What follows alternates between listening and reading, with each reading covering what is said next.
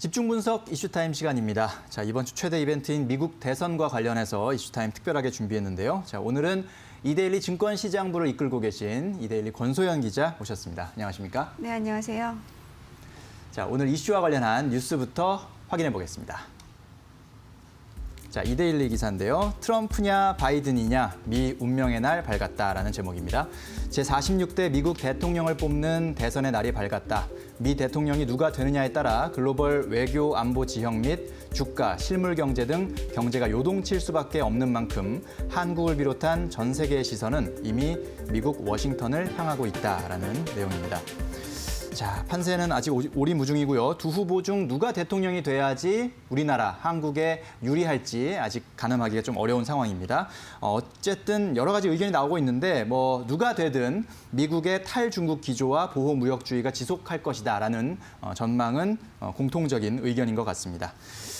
자, 이제 미국은 아직까지는 현지 시간 11월 2일이고요. 월요일이고 네. 우리는 이제 11월 3일이 됐는데 미국도 이제 11월 3일이 되면 미국 대선이 이제 시작되잖아요. 네. 지금 여론조사로는 조 바이든 후보가 우세한 것으로 나오고 있죠. 네, 계속 쭉 그래왔죠. 네. 이제 월스트리트저널하고 이제 MBC 뉴스가 지난달 29일부터 31일까지 이제 1,000명 대상으로 실시한 유선 여론조사를 보면 바이든 후보 지지율이 52%, 그리고 트럼프 대통령 지지율이 42%입니다. 대략 10%포인트 차이면 굉장히 크게 나는 건데요. 네. 다른 여론조사도 비슷합니다. 이 선거 분석 전문 업체인 리얼 클리어 폴리틱스가 지난달 23일부터 30일까지 이제 여론조사한 것들을 이제 분석해서 집계를 해봤는데 바이든 후보가 51.1%, 트럼프 대통령이 43.9%, 대략 한 10%포인트 나는 거죠. 네. 이것도 작은 수치는 아닌데요. 여론조사는 이렇다고 해도 미국 대선이라는 게 이제 선거인 날 독식제도잖아요. 예. 좀 특이한데 그래서 마지막까지 가봐야 아는 상황이긴 합니다. 사실 이제 증시에서도 민주당이 대통령뿐만 아니라 상하원까지 다 장악하는 이른바 이제 블루 웨이브, 민주당의 상징적 색깔이 이제 블루잖아요. 그래서 네. 블루 웨이브로 기울었었는데 이게 사실 10월 들어서 트럼프의 지지율이 좀 오르고 긍정평가가 반등하면서 섣불리 결과를 예단하기는 쉽지 않다라는 얘기가 나옵니다. 그 영국의 베팅 정보 사이트 오지체커라고 있는데요. 이번 미국 대선에 내기로 건 돈이 한 2억 6천만 달러에 달한다고 합니다. 이게 네. 보통 우리가 미식축구, 되게 유명한 미식축구 리그죠. 슈퍼볼이라든가 아니면 미국 프로농구 결승전, 아니면 이제 빅매치가 이루어지는 복싱 경기, 이런 것들에 이렇게 쟁쟁한 스포츠 종목에 건 내기 돈을 이제 뛰어넘는 수준인데 그만큼 이제 미국 대선에 대한 관심이 굉장히 이제 핫하다라고 볼 수 있는 거죠. 네. 제가 어제 오지체커에 들어가서 좀 봤더니 내기를 한 사람들의 59% 정도가 이제 트럼프에 베팅을 했고 바이든에 한 29% 정도 베팅을 했는데 예. 여론조사 결과는 조금 다르게 베팅한 사람들은 좀 다르게 보고 있는 것 같습니다. 그렇군요. 아마도 배당률의 차이 때문에 그랬을 수도 있겠지만 그렇죠. 어쨌든 맞습니다. 이 베팅 확률은 네. 트럼프 쪽에 좀 더 우세했다라는 네, 거고 네. 여론조사에서는 이제 조 바이든 후보가 앞서고 있고 역시 네, 네. 뚜껑을 열어봐야 알 것 같은데 이렇게 좀 여러 가지 전망이 엇갈리고 있는 것은 역시 경합주가 네. 좀 많다라는 네, 그런 그렇죠. 판단 때문인 것 같아요. 이번에 특히나 경합주가 전통적인 경합주에서 네. 더 늘었다고 하던데요. 맞습니다. 지금 대선 승부처로 꼽히는 우리가 스윙 스테이트라고 하잖아요. 네. 경합주가 대략 한 12개 정도로 꼽히는데 여기서 이제 차이가 대략 오차범위 수준에 머물고 있거나 아까 말씀드린 여론조사보다 조금 좁은 격차를 보이고 있습니다. 트럼프 대통령이 이제 당선 마지노선인 선거인단 270명 확보하려면 지금 썬벨트 핵심 경합주인 이제 애리조나, 플로리다, 노스캐롤라이나는 물론이고 이제 새롭게 경합주로 떠오른 곳이 오하이오, 아이오와, 텍사스, 조지아 이런 곳인데 여기도 좀 이겨야 됩니다. 사실 네. 이 주들은 2016년 당시 대선 때 트럼프 대통령이 싹쓸이했던 곳이거든요. 근데 이제 이번엔 어떻게 될지 모르는 거고 네. 여기에 이제 트럼프 대통령을 지지를 했었던 이제 북부 러스트벨트 핵심 지역이죠. 이제 미시간, 위스콘신, 펜실베이니아 이런 세 주에서도 한 곳 이상 승리를 해야 이제 대선에서 승리를 할 수가 있는데. 월스트리트저널하고 이제 MBC 방송 공동 여론조사를 보면 경합주 12곳 중에서 이제 바이든 후보가 51%의 지지율을 보이고 있고 트럼프 대통령은 45% 지지율을 얻고 있습니다. 네. 대략 차이가 6%포인트니까 미국 전역에서의 여론조사 격차보다 조금 좁혀져 있는 거죠. 그리고 이제 2주 전 조사에서는 이게 10%포인트 넘게 차이가 났었는데 좁혀지고 있는 상황인 겁니다. 그리고 이제 간밤 뉴스를 보니까 이제 현지 시간 기준으로 2일 리얼 클리어 폴리틱스 분석을 보니까 6대 경합주에서의 이 두 후보의 이제 지지율 격차가 2.7%포인트로 좁혀졌어요. 네. 그러니까 지금 이제 아무도 모르는 거지. 경합주에서 어떻게 결과가 나올지는 예. 아무도 모르는 상황인 겁니다. 아, 그렇군요. 이 경합주의 결과가 사실은 이제 승패를 좌우하는 것인데 그 경합주에서의 표차, 지지율 차이가 더 좁혀졌다는 것, 이런 점들이 참 더 예측을 어렵게 만드는 것 같습니다. 가장 이제 최악의 시나리오라고 한다면 뭐 누가 되든 상관없이 어쨌든 만약에 누군가가 불복하고 뭐 이런 그렇죠. 장면들이 가장 네. 이제 제일 투자자 입장에서는 좀 곤혹스러운 상황이거든요. 그런데 지금 표차가 크게 벌어지지 않고 근소하게 나오면서 트럼프 후보가 불복하고 이런 시나리오가 가장 지금 최악의 시나리오로 꼽히고 있죠. 그렇죠. 사실 시장에서는 베스트 시나리오는 바이든 후보가 굉장히 높은 표차로 이기는 거로 보고 있는데 지금 여론조사를 보면 잠깐 지금 혼란이 야기될 것 같은 상황입니다. 네. 사실 시장이 가장 싫어하는 게 불확실성인데 이게 뭐 최대의 악재인 거죠. 이번에 사전투표 열기가 전례 없이 뜨거웠다라는 게 관건입니다. 미국 사전투표는 이제 우편투표를 하거나 아니면 선거를 이전에 현장에 가서 투표를 하는 이제 이 사전투표로 나눠지는데 이번 대선을 앞두고 미국 유권자 9,200만 명이 사전투표에 참여를 했거든요.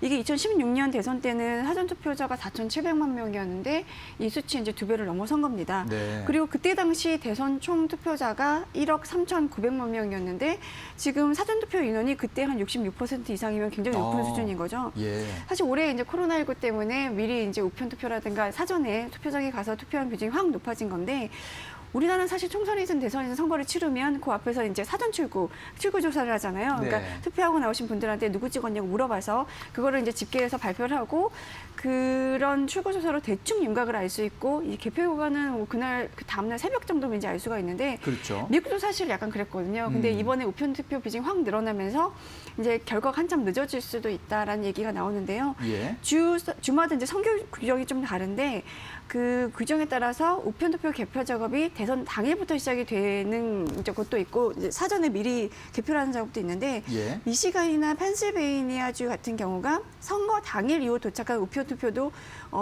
유효표로 인정하기로 했습니다. 그렇군요. 가장 늦게는 11월 10일 정도까지 도착한 것까지 인정해주겠다라는 건데 네. 그러면 이제 다른 주에 비해서 개표 결과가 굉장히 늦어질 가능성이 큰 거죠. 그리고 특히 펜실베이니아주가 아까 말씀드린 대로 경합주잖아요. 네. 근데 이렇게 되면 이제 11월 셋째 주까지도 이제 결과가 뭐 늦어질 수 있다라는 얘기가 좀 나오거든요. 그렇군요. 지금 우편투표에서는 바이든 후보가 조금 대세일 거고 당일 현장 투표에서는 트럼프 대통령이 좀 강세를 보일 것이다라는 게 이제 정설인데요. 선거 초반에 이제 트럼프 대통령이 앞서 나가는 이른바 붉은 신기루, 이렇게 공화당의 색이 이제 붉은색이라서 네. 뭐 레드 미러지라고 부르는데 이런 현상이 나타날 수 있다라는 이제 전망도 나옵니다. 그래서 트럼프 대통령이 3일 대선 이제 당일날 예. 초기 대표 상황에서 만약에 자기가 앞서 나가게 되면 연단을 올려서 이제 승리를 선언하는 조기에 선언하는 이제 시나리오 구상 중이다라는 보도도 나오고 있고요. 네. 그렇게 되면 굉장히 상당히 이제 혼란스러워지는 건데 만일 우편 투표 결과가 이제 바이든이 최종 당선이 되더라도 트럼프 대통령이 민주당이 승리를 훔쳤다 뭐 이러면서 불복 소송에 나설 수도 있고요. 네. 이미 뭐 선거 당일 밤에 소송에 나서겠다 이런 이제 시그널을 좀 여러 번 준 상황이긴 합니다. 네. 지금 뭐 간밤에 뉴스도 보니까 뭐 미국 곳곳에서 트럼프 지지자들과 이제 바이든 지지자들이 좀 충돌하는 뭐 이런 양상도 좀 벌어졌는데 뭐 일각에서는 내전에 준하는 소요 사태가 발생할 수도 있다라는 우려까지 나오고 있습니다. 예, 뭐 저희도 좀 전에 전해드렸지만 송일아 기자가 전해드렸지만 지금 주변에 상점들이 이미 문을 닫고 있다고 하더라고요. 그 폭동이나 어떤 그렇죠. 소요 사태를 대비하기 위해서 네, 맞습니다. 그 정도로 어떤 가능성이 제기가 되고 있다는 점 좀 유념하셔야 될 것 같고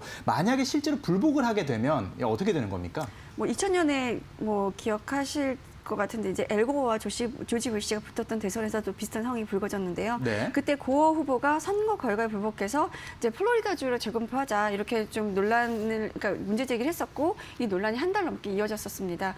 개표 집계는 주 정부 권한인데 2000년 대선 때처럼 소송에서 주 정부 결정을 존중을 한다면 이번 대선 결과도 한 12월 초에도 확정될 수 있다라는 얘기도 나오는데 네. 최악의 경우에는 대법원이 무효를 선언하게 되고 그렇게 되면 이제 대통령 선출은 하원으로 넘어가게 되거든요. 예. 그러면 하원에서는 이제 한 주당 한 표를 행사를 할 수가 있는데 그렇게 되면 트럼프에 유리해집니다. 왜냐하면 지금 하원은 공화당이 26개 주 그리고 민주당이 23개 주를 이제 석권하고 있거든요. 공화당이 많으니까 아무래도 이렇게 하원한테 공이 넘어가게 되면 트럼프 당선이 유력하게 되는 거죠. 네, 그렇군요. 참 여러 가지 변수들이 우리를 좀 많죠. 기다리고 있는 것 같습니다. 아, 참 뭐 흥미진진하기도 하면서 이게 또 네. 시장에 미치는 영향이 있기 때문에 우리가 또 네, 신중하게 그렇죠. 볼 수밖에 없는 상황인 것 같고요. 어제 이제 저희가 이 시간에 미국 대선 결과에 따른 미국 경제 또 증시 영향을 짚어봤었는데 오늘은 좀 우리나라 증시에 미칠 영향도 좀 살펴봐야 될 것 같아요. 뭐 크게 다르진 않을 텐데요. 네. 트럼프 대통령이 대선국에 불복하고 이제 대법원 판결까지 가게 된다. 이러면 뭐 굉장히 이제 불확실성이 크게 커지는 거고 네. 국내 중기 투자 심리도 위축이 될 수밖에 없는데 그 지난 2000년에 미국 대선 결과 불복이 발생했을 때도 미국 증시는 물론이고 이제 코스피, 코스닥도 뭐 크게 하락했었습니다. 그때는 사실 이제 닷컴 버블이 붕괴되는 과정이랑 겹쳤기 때문에 낙폭이 컸던 면도 있었는데요. 네. 그런데 이제 국내 증시에서는 이렇게 불확실성이 커지고 증시가 하락하게 되면 일각에서는 저가 매수에 나설 기회다라는 얘기도 나옵니다. 어제 신한금융투자는 이제 최악의 경우에는 코스피 지수가 한 2060선대까지 떨어질 수가 있다라고 이제 분석을 하면서 네. 3월 저점 대비 상승분을 대략 한 38% 정도 이제 되돌린 수준인 건데 뭐 여튼 이제 대통령 결정이 늦어지더라도 이제 뭐 12월 초면 이제 결정이 될 거고 이 대선이라는 게 사실은 이제 일시적인 이벤트이기 때문에 뭐 이런 점을 감안하면 결국 증시는 다시 상승하지 않겠냐라는 이제 분석인 거거든요. 예. 그렇다면 이제 매수 기회로 활용할 만하다라는 거고요. 어제 KB증권도 과거에 미국 대통령 선거가 끝나고 나서 보면 통상 한 15일 정도 이후부터는 증시가 상승하는 흐름을 보였다는 거거든요. 네. 단기 조정이 나타날 수는 있겠지만 그 조정이 이제 15일 이내로 제한될 것이다. 뭐 그러니 이제 역시나 이제 저가 매수 기회다라는 분석인 거죠. 네, 그렇군요. 역시 뭐 지금 현재 단기적으로는 여러 가지 변수들이 있기 때문에 조금 시장이 변동성을 보이고 있습니다만 네. 뭐 밸류에이션 측면이나 유동성 측면에서 봤을 그렇죠. 때 시장은 장기적으로는 결국은 우상향할 가능성이 높다 이렇게 보는 시각이 많은 것 같아요. 자, 일단은 뭐 두 후보 중에 누가 승리하는가에 따라서 달라지긴 하겠지만 그래도 업종별로 보면 어떤 곳에 조금 더 주목을 해야 될지 조언을 좀 해주시죠. 뭐 일단 여론조사 결과 지금은 우세한 이제 바이든 후보가 대선에 승리할 경우에는 미국이나 국내 증시나 친환경 에너지 관련주 그리고 네. 이제 헬스케어 관련주에 대한 주목도가 좀 높습니다. 바이든 후보의 이제 공약을 보면 어쨌든 이분은 기후 변화 협약 이런 것들을 이제 존중하는 분이잖아요. 거기다가 이제 4년간 청정 에너지 인프라에 2조 달러 투자하겠다라고 얘기를 했고요. 예. 또 오바마 케어를 부활하겠다라는 공약도 내걸었기 때문에 이제 그 두 업종이 이제 거론이 되고 있는 건데요. 네. 그러니까 이제 국내 증시에서도 이제 전기차라든가 2차 전지 그리고 신재생 에너지 관련주 이런 것들이 수혜를 입을 거다라는 이제 전망이 나오고 있고요. 반면에 이제 이 바이든 후보는 전반적으로 증세 기조 그리고 이제 빅테크에 대한 규제 가능성 이런 것들이 좀 거론되고 있어서 예. 지수 투자라든가 아니면 기존의 주도주 이런 것들이 이제 아마 지난 4년간과는 조금 다른 양상을 보이지 않겠냐라는 전망도 나오고 있습니다. 바이든 공약을 보면 이제 트럼프 대통령이 재임 기간에 법인세를 35%에서 21%까지 낮췄잖아요. 이걸 네. 다시 28%로 높이겠다라고 했고요. 또 글로벌 무형자산 소득 저율 과세를 이제 현재 뭐 10.5%인데 이걸 21%까지로 높이겠다라고 공약을 했거든요. 이렇게 되면 해외 매출 비중이 큰 빅테크들 뭐 대표적으로 구글 이런 곳들이죠. 이런 예. 데들이나 플랫폼 기업들이 타격을 받을 수밖에 없는 상태고요. 반대로 트럼프가 당선이 되면 이런 빅테크 업종은 굉장한 수혜로 인식이 되겠죠. 네. 다만 이 빅테크를 따로 놓고 보면 이제 코로나19 이후에 이제 산업구조 재편의 선봉장으로 꼽히는 주식들이잖아요. 그러니까 뭐 색을 많이 이제 걷어들여도 이들 기업들의 구조적인 성장은 이제 크게 변하지는 않을 거다라는 분석도 있거든요. 최근에 우리나라에서도 보면 서학개미들이 미국 증시 이렇게 조정받는 과정에서도 이 빅테크주들은 계속 사들였거든요. 그게 이제 대선이 끝나고 나더라도 누가 되든 간에 빅테크들의 반등이 이어질 거다라는 이제 전망 때문인 건데 이런 빅테크 주들의 이제 성장 추세가 이어진다면 국내에서도 이런 테크주들 이제 큰 종목 큰 뭐 네이버나 카카오 이런 테크주들의 뭐 성장 혹은 이제 주가 상승 가능성은 이어지지 않겠냐 뭐 이런 얘기들이 좀 나오고 있습니다. 네. 자, 이번 주 최대 이벤트인 미국 대통령 선거 이제 이번 주에 어쨌든 1차적인 결과가 나올 텐데 여러분들 잘 지켜보시고 투자 전략에 참고하시면 좋겠습니다. 오늘 말씀 잘 들었습니다. 감사합니다. 네, 감사합니다.